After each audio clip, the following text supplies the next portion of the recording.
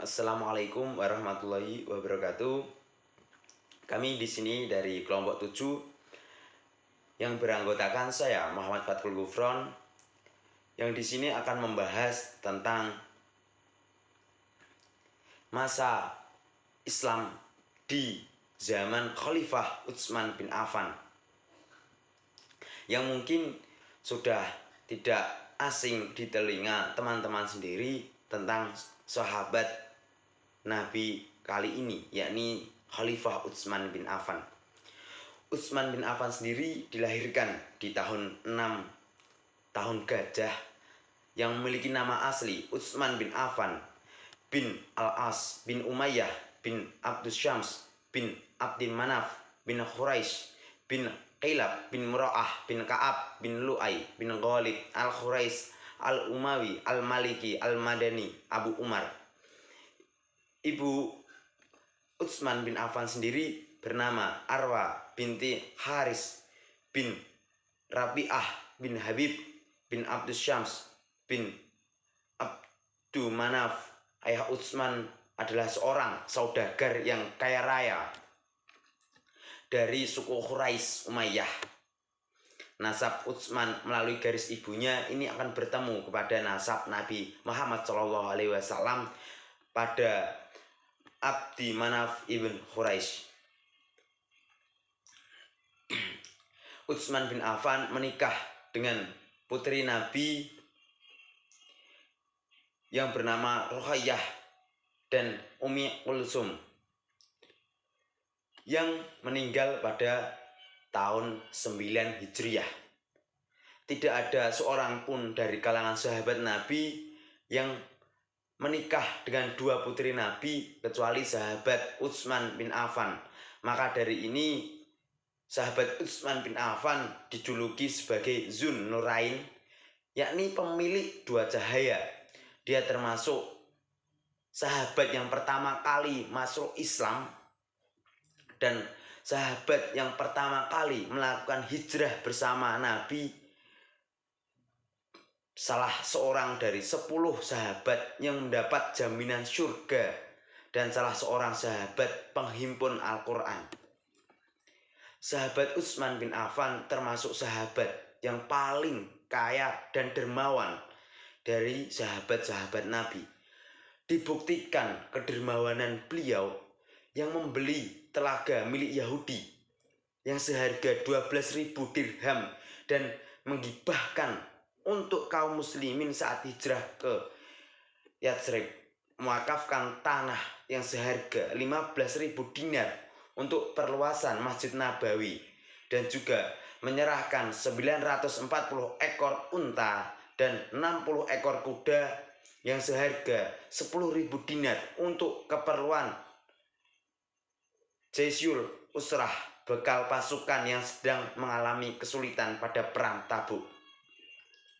Pada zaman Nabi Muhammad SAW, sahabat Utsman mengikuti banyak peperangan, diantaranya perang Uhud, perang Khaybar, pembebasan kota Mekah, perang Taif, perang Hawazin, dan perang Tabuk. Dan hanya perang Badar sahabat Utsman tidak mengikutinya karena diperintahkan langsung oleh Rasulullah SAW untuk menunggu istrinya yang sedang sakit sampai meninggalnya. Poin yang kedua dari biografi sahabat Utsman bin Affan, langsung kita memasuki proses pengangkatan Khalifah Utsman bin Affan menjelang wafatnya sahabat Umar bin Khattab. Umar bin Khattab membentuk majelis khusus untuk pemilihan khalifah selanjutnya. Majelis atau panitia ini terdiri dari 6 sahabat dari berbagai kalangan kelompok, yang diantaranya adalah sahabat Utsman bin Affan sendiri, sahabat Ali bin Abi Thalib, sahabat Thalhah bin Ubaidillah, Az-Zubair bin Awam, Sa'ad bin Abi Waqqas, dan Abdurrahman bin Auf. Mereka berkumpul untuk bermusyawarah untuk mendapatkan mufakat di sebuah rumah yang membicarakan tentang urusan ini, hingga akhirnya mengkerucut kepada 3 kandidat yakni Ali bin Abi Thalib, Abdurrahman bin Auf, dan juga sahabat Utsman bin Affan. Dan ini dijelaskan dalam Musnad Imam Ahmad, disebutkan Abi Ali, dia berkata, saya katakan kepada Abdurrahman bin Auf, bagaimana kau membaiat sahabat Utsman dan kau tinggalkan sahabat Ali? Dia berkata, apakah saya salah dengan membaiatnya? Saya pertama kali yang mengajukan urusan ini kepada Ali, dan saya katakan, saya untuk membaiatmu dengan kitab Allah, sunnah Rasulullah, dan sunnah Abu Bakar dan Umar bin Khattab. Namun dia berkata, semampu saya. Lalu saya tawarkan kepada sahabat Utsman dan dia berkata, ya, berarti ini adalah sebuah kesiapan tersendiri dari sahabat Utsman bin Affan dalam pembentukan pengangkatan khalifah setelah Khalifah Umar bin Khattab. Poin selanjutnya yakni karakter dan gaya kepemimpinan Khalifah Utsman bin Affan. Khalifah setelah kematian Nabi Muhammad SAW, ini karakter dan gaya dari kepemimpinan khalifah ini memiliki karakternya sendiri-sendiri, termasuk sahabat Utsman bin Affan yang di sini dia memiliki karakter yakni familiar dan humanis. Namun dalam gaya kepemimpinan yang familiar berdampak kurang baik dalam kepemimpinannya, yakni munculnya nepotisme dalam pemerintahan Utsman bin Affan, sebab sahabat Utsman mengangkat pejabat-pejabat negara dari kerabatnya sendiri dan kurang mengakomodir pejabat dari luar kerabat beliau. Inilah yang kemudian munculnya kerusuhan dan pergolakan dalam pemerintahannya.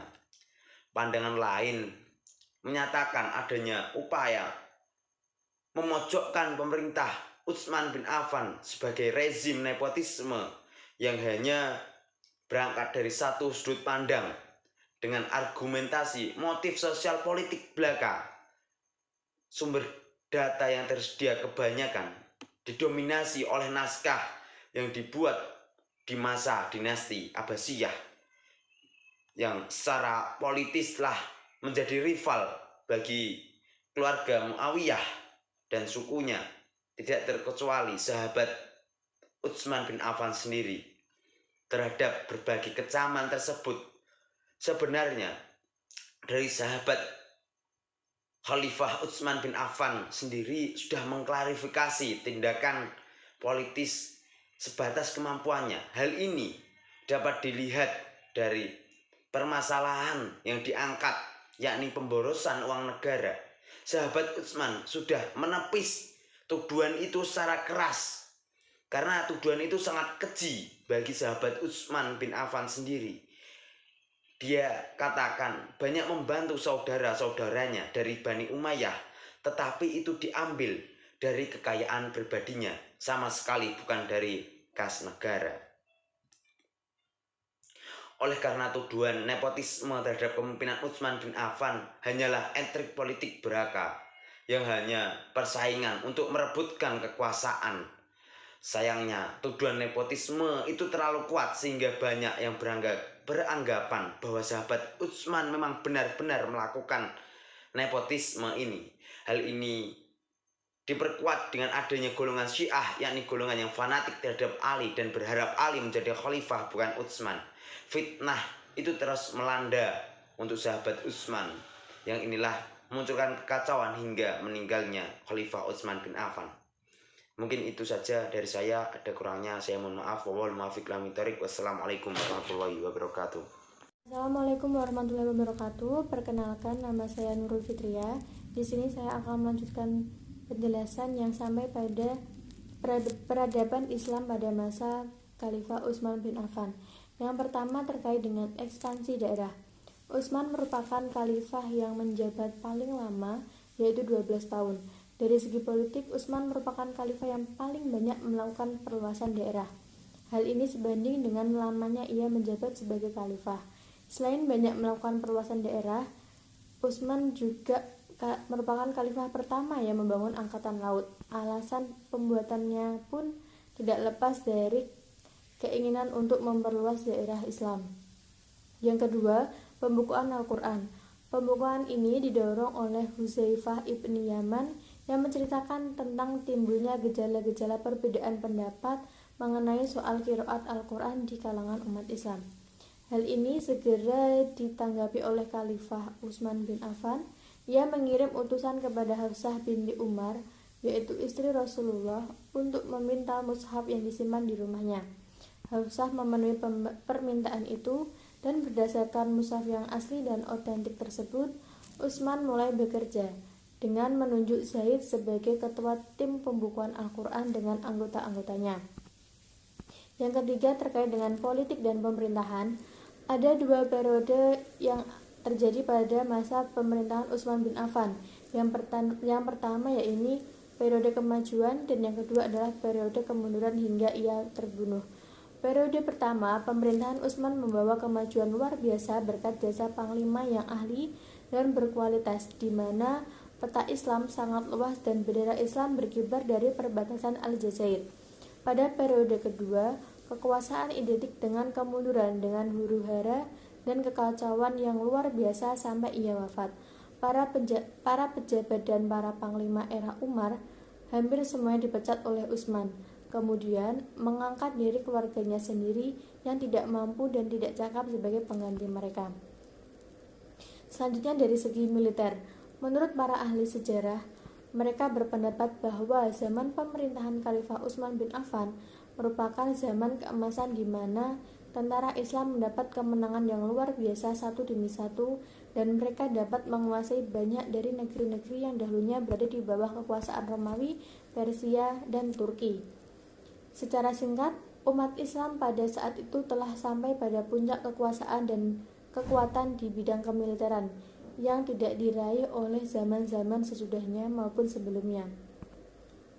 Selanjutnya adalah dari segi perekonomian.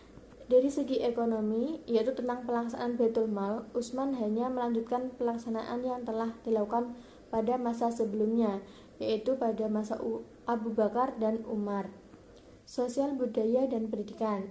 Dari dimensi sosial budaya, ilmu pengetahuan berkembang dengan baik. Pertumbuhan dan perkembangan ilmu pengetahuan erat kaitannya dengan perluasan wilayah Islam. Selain itu, adanya pertukaran pemikiran antara penduduk asli dengan para sahabat juga menjadikan ilmu pengetahuan berkembang dengan baik. Dari segi sosial budaya, Utsman juga membangun mahkamah peradilan. Selanjutnya adalah prestasi Khalifah Utsman bin Affan.